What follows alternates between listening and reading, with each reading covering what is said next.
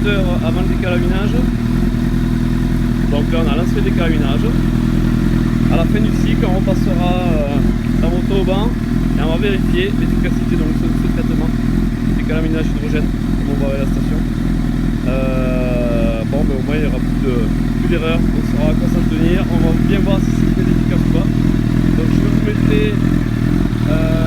la courbe d'arrivée de la moto, la courbe à la sortie, et on va voir si on gagne un petit peu sur la courbe, si la courbe est mieux, si la puissance est mieux, le couple est mieux. Voilà, donc on va laisser faire le traitement et je reviens vers vous juste après.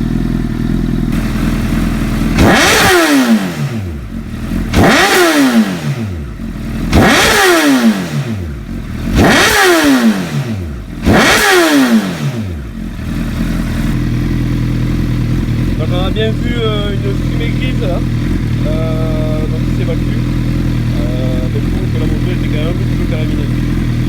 Voilà, on va continuer le traitement.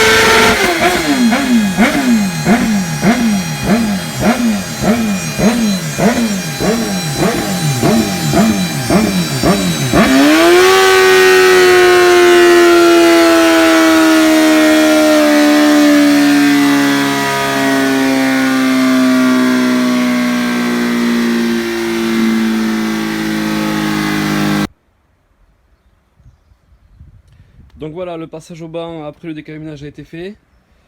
Donc on va regarder le résultat. Donc je voulais donner 2 ou 3 infos sur cette moto. Donc c'est un CBR en 2009 qui a très peu roulé. Il a exactement un compteur, je sais pas si on le voit, oui, 20 613 km. Donc voilà, il roule pas souvent. Je sais que la personne qui s'en sert, quand elle s'en sert, il lui laisse pas le temps de se calaminer ce moteur. Donc bon, l'un dans l'autre, pas trop de calamine quand même, un petit peu, mais rien de bien méchant, on a vu pire. Donc maintenant on va aller voir les courbes, on va comparer les courbes de puissance. Donc avant traitement et après traitement. Voilà. Donc on est sur cette courbe d'avant traitement, où on sortait une puissance de 178 chevaux à 11 680 tours minute et 12,1 mkg à 8668 tours minute. Donc on voit une courbe, une belle courbe, une courbe comme Honda sait faire.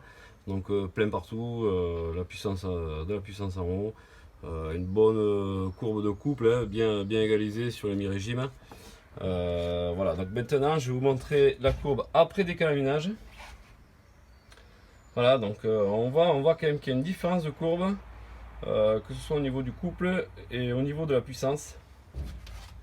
Voilà, là vous allez pouvoir bien vérifier que la puissance, et bien déjà la première chose qu'on voit bien sur la puissance, c'est que sur les hauts régimes, la puissance est maintenue, elle ne se casse pas la gueule comme sur la première courbe avant décalaminage. On voit bien que la puissance descend à partir de, allez, on va dire 11 700 tours minute, la puissance commence à descendre. Voilà, alors qu'ici la puissance est quand même bien maintenue, la courbe ne se casse pas la gueule. Idem sur le couple, on voit qu'après décalaminage, on est mieux au mi-régime, le couple est mieux maintenu que sur cette courbe avant décalaminage. Donc voilà, après sensiblement elles sont à peu près identiques. On voit qu'on est mieux quand même partout, en puissance, en couple, après décalaminage. Donc la puissance et le couple mesuré après décarénage, on est à 179,8 chevaux à 11 792 tours minute. Donc on voit qu'on a gagné quand même 1,8 cheval avec environ 100 tours minute de plus, on prend un peu plus de régime. Le couple, on est identique, on est toujours à 12,1. Voilà, sauf que le couple arrive à 8074 tours minute. Alors que sur la première courbe, on est à 8668. Voilà, d'où un maintien de courbe de couple. Et bien c'est mieux après décarénage. Voilà, elle tient mieux sur le bas et mi-régime. Donc qu'est-ce qu'on peut dire? Voilà, le traitement est efficace.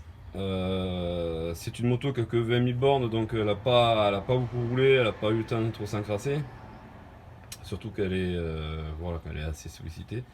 Mais voilà, on peut dire qu'on a gagné presque 2 chevaux, juste en faisant des câlinages, avec une courbe nettement mieux, on peut bien le voir là. Sur le régime, le mi-régime avec du couple beaucoup plus plein et qui tient mieux. Donc, verdict, le décalinage est efficace. Voilà, donc on l'a bien vérifié avec le vent. Donc je vous conseille de faire un décalinage de temps en temps, ça lui fait pas de mal. Elle va reprendre un peu de pêche et ça maintient la mécanique en forme en fait. Donc voilà, n'hésitez pas à me contacter, soit par ma page Facebook, soit sur mon numéro de téléphone. Je vous recontacterai, il n'y a pas de souci. Je vous souhaite une bonne journée à tous.